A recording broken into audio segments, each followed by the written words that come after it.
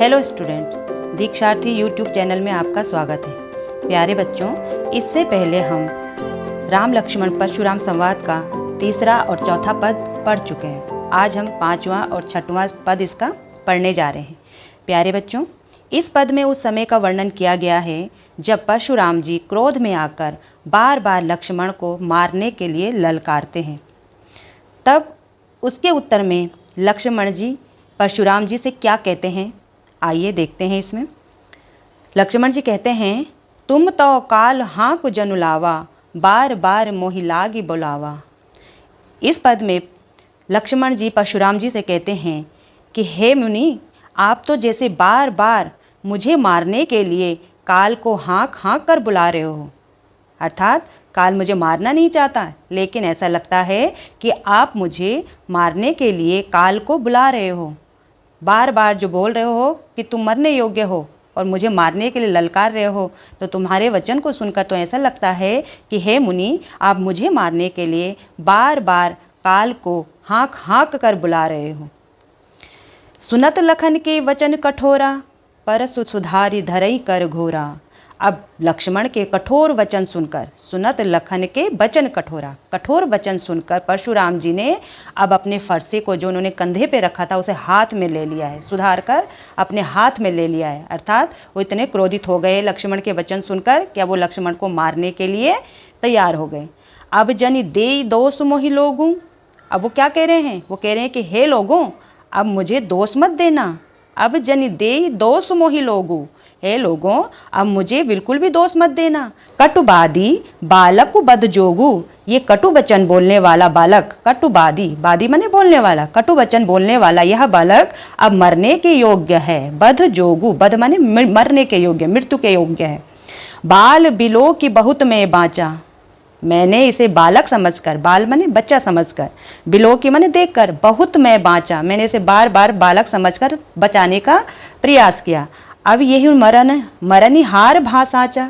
अब यही मरनिहार भासाचा। अब ऐसा लगता है कि मरने के लिए, सत्य यही है कि अब ये मरने के लिए तैयार है, अब ये मेरे हाथों मरने ही योग्य है। कौशिक कहा छमहि अपराधु। कौशिक कौन? विश्वामित्र। विश्वामित्र ने अब परशुराम का क्रोध देखकर विनम्रता से खड़े होकर हाथ जोड़कर क्या कहने लगे, कौशिक कहा छमहि अपराधु। हे मुनिवर, इस अपराध को क्षमा कर दीजिए। किस अपराध को? इस नन्हे बालक के अपराध को क्षमा कर दिए। बाल दोष गुण गण ही न साधु। जो साधु लोग होते हैं, जो सज्जन होते हैं, वो बालकों के दोषों को नहीं गिनते हैं। अर्थात यह एक बालक है, इसके दोषों को आप अपने मन में मत लीजिए और इसे क्या कर लीजिए, क्षमा कर दीजिए। खर कुठार में अकुरन को ही। अब क्या कहते हैं परशुराम जी कि मैं कैसा हूँ? अकरुण। अकरुण का मतलब होता है करुणा से हीन। मैं कुठार को धारण करने वाला और कोही माने क्रोधी भी हूँ और करुणा से हीन भी हूँ। अर्थात मेरे अंदर कोई करुणा की भावना है ही नहीं। आगे अपराधी गुरुद्रोही। और ये बालक, जो ये नन्हा बालक जिसे आप कह रहे हैं, ये बार बार मुझे जो उत्तर दे रहा है, अब ये क्या है, गुरुद्रोही का अपराधी है। ये अपराधी किसका अपराधी है? गुरु का अपराधी है। ठीक है, जो गुरु को ये बार बार क्या दे रहा है, उत्तर दे रहा है, उसका ये अपराधी है। अब ये मरने ही योग्य है, ये क्षमा करने योग्य नहीं है। उत्तर देत छोड़ बिनु मारे। ये बार बार मुझे उत्तर दे रहा है और मैं इसे बिना मारे छोड़ दूं, ऐसा कैसा हो सकता है? एक तो ये नन्हा बालक, जिसे आप नन्हा बालक बता रहे हैं, एक तो ये अपराधी है, गुरुद्रोही, गुरु का अपराधी है, बार बार जो उत्तर दे रहा है और आप कहते हो मैं इसे छोड़ दूं, ऐसे कैसे हो सकता है? केवल कौशिक सील तुम्हारे। अभी तक जो मैंने इसे छोड़ा है, इसे बख्शा है, किस लिए बख्शा है? हे कौशिक, हे विश्वामित्र, आपके सील स्वभाव को देखकर, आपके विनम्र स्वभाव को देखकर ही ये अभी तक बचा हुआ है, अन्यथा मैं कब का इसे मार देता। नत यही काट कुठार कठोरे। अन्यथा मैं इसे अपनी कुठार से, अपनी कुल्हाड़ी से यहीं पर काट देता। नत यही काट, यहीं पर काट देता। कुठार माने अपने फरसे से, कठोर, अपने कठोर जो मेरा फरसा है उससे मैं इसको यहीं पर काट देता। गुरहि उरिन होते होते हूँ श्रम थोड़े। और थोड़े ही श्रम, मुझे श्रम करने की जरूरत नहीं पड़ती इसे मारने के लिए, परिश्रम की कतई जरूरत नहीं पड़ती। गुरहि उरिन होते हूँ श्रम थोड़े। और मैं थोड़े ही श्रम से क्या होता है, गुरु के उरिन माने ऋण से मुक्त हो जाता। गुरु का जो मेरे ऊपर ऋण है, उस ऋण से मैं क्या हो जाता, मुक्त हो जाता और मुझे इसे मारने में ज़्यादा श्रम की ज़रूरत नहीं पड़ती, मेहनत करने की ज़रूरत नहीं पड़ती। मेरे एक कुठार के प्रहार से ही ये यहाँ पर मृत्यु को प्राप्त हो जाता। गाधी सुनु कह हृदय हसी मुनि हरि अरे सूझ। गाधी सुनु यानी विश्वामित्र, गाधी का पुत्र विश्वामित्र के बारे में यहाँ पे बात की गई है। गाधी सुनु कह हृदय हसी मुनि हरि अरे सूझ। जो विश्वामित्र हैं वो मुनि की बात पर, किस मुनि की बात पर? परशुराम जी की बात पर मन ही मन क्या करते हैं? हंसते हैं। कौन सी बात पर? जब परशुराम जी ने यह कहा कि लक्ष्मण को मारने के लिए उन्हें थोड़े से ही श्रम की ज़रूरत पड़ेगी, ज़्यादा मेहनत करने की ज़रूरत नहीं पड़ेगी उन्हें मारने के लिए। तो इस बात पर विश्वामित्र जी मन ही मन क्या करते हैं? हंस रहे हैं। क्यों हंस रहे हैं? कि मुनि ही हरि अरे सोच। इस मुनि को, किस मुनि को? परशुराम को। परशुराम को चारों तरफ क्या दिखाई दे रहा है? हरा ही हरा दिखाई दे रहा है। जिस प्रकार सावन के अंधे को चारों तरफ हरा ही हरा दिखाई देता है, ठीक उसी प्रकार परशुराम जी को भी चारों तरफ क्या दिखाई दे रहा है? हरा ही हरा दिखाई दे रहा है।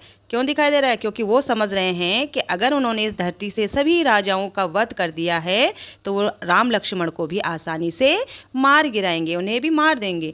लेकिन वो गलत सोच रहे हैं, क्योंकि राम लक्ष्मण कोई आम बालक नहीं है, वो शूर वीर और पराक्रमी बालक हैं। उन्हें मारना इतना आसान नहीं है।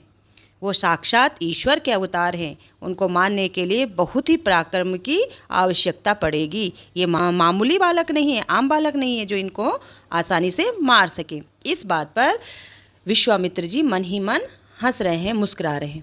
आगे वो क्या कहते हैं, देखिए। अयमय खांड न ऊख मया अजहु न बूझ अबूझ।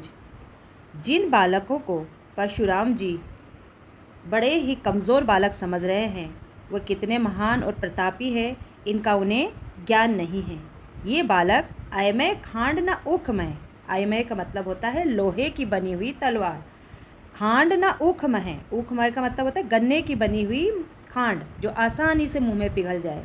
ऐसी खांड नहीं है, गन्ने की बनी हुई ऐसी खांड नहीं है जो आसानी से मुंह में पिघल जाए, बल्कि ये जो बालक है ये कैसी खांड, कैसे है? लोहे की बनी हुई तलवार के समान शक्तिशाली है, पराक्रमी है। इन्हें काटना इतना आसान नहीं है। अजहु न बूझ अबूझ। अभी तक परशुराम जी को इस बात का ज्ञान नहीं हुआ है। अभी तक ये अनभिज्ञ हैं कि राम और लक्ष्मण कोई आम बालक नहीं हैं, बल्कि शूर वीर और पराक्रमी बालक हैं। ये लोहे की बनी तलवार हैं, न कि गन्ने की बनी हुई खांड जो कि आसानी से मुंह में पिघल जाए। तो ये था 5वां पद। अब देखते हैं इसका 6वां पद। 6वें पद में क्या होता है? 6वें पद में परशुराम जी की बात को सुनकर लक्ष्मण जी क्या हो गए? और भी क्रोध में आ गए, गुस्से में। अब उनके उत्तर में क्या कहते हैं लक्ष्मण जी? कहे हु लखन मुनि सीलु तुम्हारा, को नहीं जान विदित संसारा। लक्ष्मण जी परशुराम को उत्तर देते हुए क्या कहते हैं कि हे मुनि, आपके सील गुण को तो मैं जान चुका हूँ कि आप कितने सील गुणी हैं, मतलब कितने विनम्र स्वभाव के हैं। कौन नहीं जानता, कौन नहीं जानता आपको? विदित संसारा, ये पूरा संसार आपको जानता है। आपके सील स्वभाव के बारे में जो आप बार बार कह रहे हो कि आप हम पर दया कर रहे हैं, तो आपकी विनम्रता को तो पूरा संसार जानता है। माता पिता ही उऋण भय नीके। आप अपने माता पिता के ऋण से तो ऋण मुक्त हो चुके हैं। गुरु ऋण रहा सोच बड़ जी के, लेकिन आपके सिर पर जो गुरु का ऋण रह चुका है वह आपको बहुत दुखी कर रहा है। उसके लिए आप बहुत ही सोच में डूबे हुए हैं कि आपके सिर पर गुरु का ऋण बाकी है।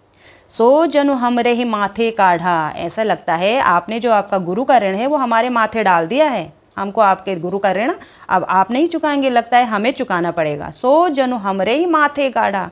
ऐसा लगता है आपके ऊपर जो आपके गुरु का ऋण है वह हमारे माथे गड़ गया है, वह हमारे माथे पड़ गया है, अब उसे हमें ही चुकता करना पड़ेगा। दिन चली गए ब्याज बढ़ बाढ़ा। अब बहुत दिन भी हो गए हैं और वो जो गुरु का ऋण आपके सिर पर है उसमें ब्याज भी बढ़ गया होगा। अब ब्याज सहित उस ऋण को चुकाना पड़ेगा। अब आनी ही व्यवहारिया बोली। अब ऐसा करिए आप व्यवहारिया का मतलब होता है हिसाब किताब रखने वाला। अब ऐसा करिए कि आप किसी हिसाब किताब रखने वाले को बुला लीजिए। हमारा जो तुम्हारे ऊपर जो गुरु का ऋण है उस ऋण का ब्याज चुकाने के लिए अब एक हिसाब किताब करने वाले को बुला लीजिए। तुरंत देव में थैली खोली। मैं तुरंत ही आपको, थैली मैंने खोल रखी है, मैं तुरंत ही आपको उस ऋण से मुक्त कर दूंगा और ब्याज के साथ आपको उस ऋण से मुक्त करूँगा। आप ऐसा करिए कि किसी व्यवहारिया को बुला दीजिए, व्यवहारिया मतलब हिसाब किताब रखने वाले को बुला दीजिए, जो आपके ऊपर आपके सिर पर गुरु का भार है, गुरु ऋण का है, उस ऋण को मैं उतारने के लिए तैयार हूँ। मैंने अपनी थैली खोल के रखी हुई है, अर्थात मैं युद्ध के लिए तैयार हूँ। सुनि कटु बचन कुठार सुधारा। अब देखिए मुनि के वचन सुनकर, सुनि कटु बचन कुठार सुधारा। अब लक्ष्मण के वचन सुनकर, कठोर वचन सुनकर, जो परशुराम जी हैं उन्होंने अपना फरसा जो कंधे पे रखा हुआ था उसे सुधार कर अपने हाथ में ले लिया। वो बहुत ही क्रोधित हो उठे हैं। हाय हाय सब सभा पुकारा। जैसे ही उन्होंने लक्ष्मण को मारने के लिए फरसा अपने हाथ में लिया, सभा में उपस्थित सभी लोग, सभी राजा महाराजा हाय हाय करके पुकारने लगे। उनको ये लगने लगा कि अब तो बस लक्ष्मण जी गए काम से, अर्थात अब परशुराम जी लक्ष्मण को नहीं छोड़ेंगे। और सब सभा में जितने भी लोग थे वो सब क्या करने लगे, हाय हाय करके पुकारने लगे। भृगुबर परसु दिखावहु मोही। लेकिन लक्ष्मण जी कहाँ डरने वाले थे और क्रोध में आके बोले, हे भृगुबर, क्या तुम मुझे अपना फरसा दिखा दिखाकर डराना चाहते हो? भृगुवर, भृगुवर, हे भृगुवर, क्या तुम अपना परसा दिखाकर मुझे डराना चाहते हो? दिखावहु मोही विप्र बिचारी बचो नृपद्रोही। हे नृपद्रोही, राजाओं को दुश्मन, कौन थे राजाओं के दुश्मन? परशुराम जी। परशुराम जी ने कहा था ना कि मैंने इस धरती से इस राजाओं को धरती विहीन कर दिया था, अर्थात इस धरती से सभी राजाओं का वध कर दिया था। तो इसीलिए किस शब्द का प्रयोग किया है लक्ष्मण जी ने परशुराम जी के लिए? नृपद्रोही। नृप माने राजा, द्रोही माने दुश्मन, शत्रु। हे राजाओं के शत्रु, मैं तुम्हें विप्र समझकर, विप्र का मतलब होता है ब्राह्मण समझकर बचा रहा हूँ। अर्थात अभी तक मैंने अगर आपको नहीं मारा तो ये क्या सोचकर नहीं मारा कि आप एक ब्राह्मण हैं, इसीलिए मैंने आप पर अभी प्रहार नहीं किया। मिले न कबहु सुभट रण गाढ़े। ऐसा लगता है तुम्हें इस रणभूमि में कभी कोई सुभट, सुभट का मतलब होता है कुशल योद्धा, कुशल योद्धा मिला ही नहीं है। हे मुनिवर, ऐसा लगता है कि तुम्हें रणभूमि में कोई कुशल योद्धा अभी तक मिला ही नहीं है। द्विज देवता घर ही के बाढ़े। द्विज देवता, द्विज माने ब्राह्मण। हे ब्राह्मण देवता, तुम अगर बड़े हो तो अपने घर के बड़े होंगे, मेरे सामने कुछ नहीं हो तुम। मैं तुम्हें कुछ ही क्षण में हरा सकता हूँ। द्विज देवता घर ही के बाड़े। हे द्विज देवता, द्विज का मतलब होता है ब्राह्मण। हे ब्राह्मण देवता, अगर आप बड़े होंगे तो अपने घर में बड़े होंगे, मेरे सामने नहीं हो आप बड़े। अनुचित कही सब लोग पुकारे। अब क्या सभा में उपस्थित सभी लोग क्या कहने लगे कि लक्ष्मण जी क्या कह रहे हैं, अनुचित शब्दों का प्रयोग कर रहे हैं। अनुचित कही सब लोग पुकारे। सभा में उपस्थित सभी लोग पुकार पुकार कर कहने लगे कि लक्ष्मण जी अनुचित शब्दों का प्रयोग कर रहे हैं परशुराम जी के लिए। रघुपति सह नहीं लखन निवारे। अब रघुपति जी ने, रघुपति कौन? श्री रामचंद्र जी ने आंखों के इशारे से, सह नहीं, इशारे से सहलाकर लखन को रोकने का प्रयास किया। रघुपति सह नहीं लखन निवारे, आंखों के इशारे से लक्ष्मण को रोकने का प्रयास किया। लखन उतर आहुति सरिस भृगुबर कोप कृसानु। अब देखिए लखन माने लक्ष्मण के जो उत्तर थे वो किसके समान थे? आहुति के समान। जिस प्रकार अग्नि में आहुति दी जाती है उसी प्रकार लक्ष्मण के उत्तर क्या थे? आहुति के समान थे। और भृगुबर कोप कृशानु, और भृगुबर माने परशुराम का जो क्रोध था वो कृशानु माने अग्नि के समान था। अर्थात परशुराम जी के क्रोध में, अग्नि में लक्ष्मण जी के जो उत्तर थे वो आहुति के समान थे। एक तो परशुराम जी का क्रोध बहुत तेज चल रहा था, आग के समान था, और उस अग्नि में लक्ष्मण जी के जो वचन थे, उत्तर थे, वो किसका काम कर रहे थे? आहुति देने के समान। आपने देखा होगा जब हम हवन कुंड में आहुति देते हैं तो जैसे ही आग में हम आहुति डालते हैं तो आग की ज्वाला क्या बढ़ जाती है? और तेज बढ़ जाती है। तो उसी प्रकार लक्ष्मण जी के जो उत्तर हैं वो कृशानु यानी आग के समान, आग को और भड़काने का काम कर रहे हैं। भृगुकुल का यानी परशुराम जी के क्रोध को और भड़काने का काम कर रहे हैं। बढ़त देख जल सम बचन बोले रघुकुल भानु। अब देखो आग को बढ़ते देखकर, क्रोध को बढ़ते देखकर, किसके क्रोध को? परशुराम जी के क्रोध को बढ़ते देखकर रामचंद्र जी के ने जल के समान शीतल वचन बोलने शुरू कर दिए। अर्थात रोकने का प्रयास किया। किसको? लक्ष्मण को और परशुराम जी को। परशुराम के क्रोध को देखकर, उनकी आग की ज्वाला के समान जब उनका क्रोध बढ़ने लगा तो उनके क्रोध को रोकने के लिए रामचंद्र जी ने क्या किया? जल के समान, जल सम, जल के समान कैसे वचन? शीतल वचन बोलने शुरू किए, मतलब शीतल वचन बोलने लगे। उन दोनों को रोकने का प्रयास करने लगे। तो प्यारे बच्चों, आशा करती हूँ कि आपको ये पद समझ में आ गए होंगे।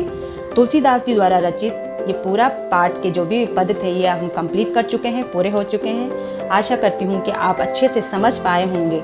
आगे के वीडियो में आपको अपलोड करती रहूँगी। तब तक के लिए धन्यवाद।